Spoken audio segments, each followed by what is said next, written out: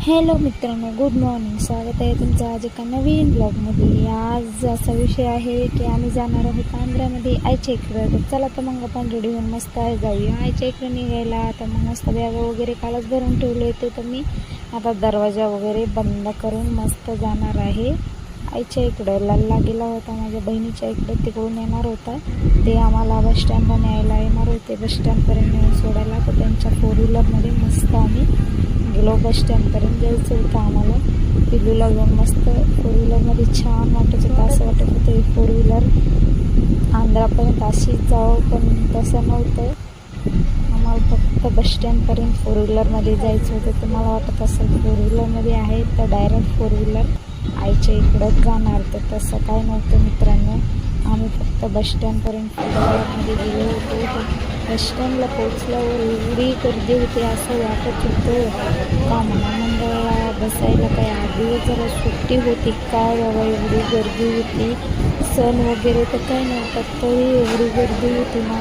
लोक असे बसायला बसमध्ये म्हणजे आपल्या एसटीमध्ये चढायला असे एकूण पडत होते, अशी गर्दी होती.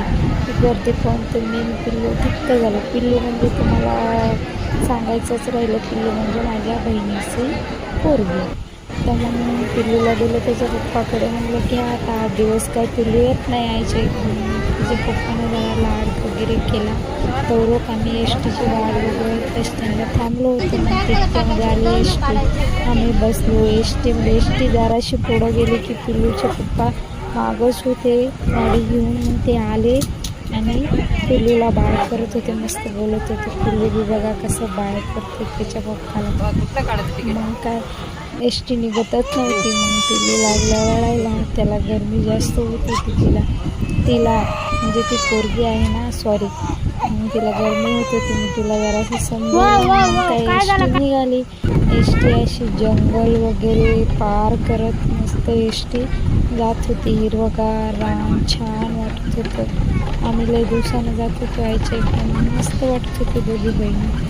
ती बी डिलिव्हरी झाल्यापासून गेली नव्हती. मला जायचं होतं, तिच्यासोबतच चला म्हणलं आपण दोघी जाऊ.